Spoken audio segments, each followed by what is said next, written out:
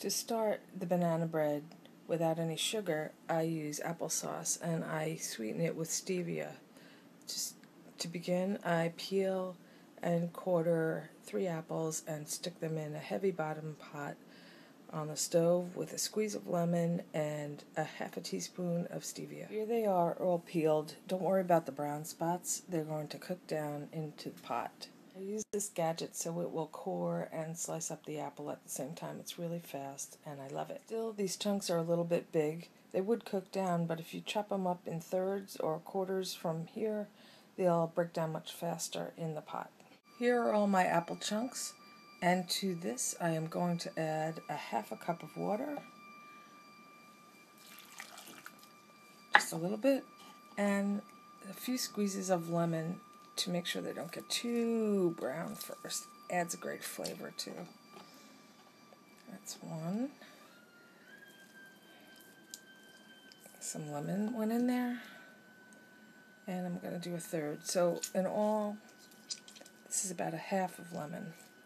Now I'm going to add my stevia. I'm using a half of a teaspoon to add to the apples.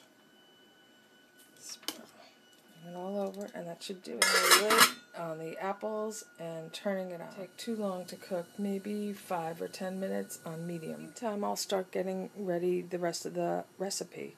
I'm starting with 4 pretty big bananas. Now these aren't as ripe as I usually like them, but this is all I could get in the supermarket, so they'll do just fine. Cut them up in the skin like this. It makes them much easier to mash later on. My bananas are in the bowl all chopped up, and now I take my masher. You don't need your hand mixer for this recipe at all.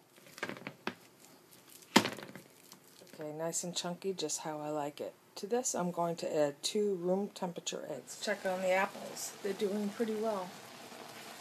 They're getting soft. They're not quite there. So I'm going to put the lid back on for 5 more minutes. As the banana mixture, I'm going to now incorporate the eggs and just stir them together with a wooden spoon. Back to the apples. Use the same utensil you used to smash up the bananas to smash up the apples. Some people like a little cinnamon in this, and I think I'll add a quarter of a teaspoon. It smells really good right now. As soon as I'm done mashing, I'm just going to stir with another wooden spoon. And then it's done. I put the applesauce into a bowl. I'm going to let it cool off. I don't want to add it to the banana egg mixture because I do not want to cook the eggs. If you made this ahead of time, you could go ahead and put it in now. But I'll put it in 5 minutes after I make the rest of the dough. To the banana mixture. I'm using whole wheat flour today. You will need 2 cups. There's 1. Whole wheat is far better than white flour. It's way less processed. It has lots of protein, zinc, copper, fiber, everything that you're really looking for. Here's the 2nd cup. Some of the reasons why people don't use whole wheat is because it makes the cake much drier, and that's the reason why I'm putting applesauce in it, to compensate and give it more moisture. I'm also adding 1 teaspoon of baking soda and 1 teaspoon of kosher salt, and then I'm mixing again with my wooden spoon.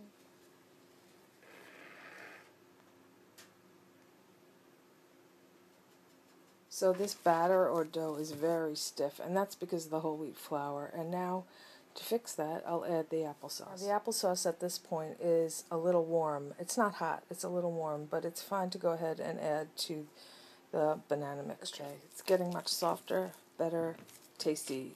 After I'm done mixing this together, for about 1 minute, I'm going to add some chopped walnuts. It's good right now. It sort of has the consistency of oatmeal, and it's nice and soft.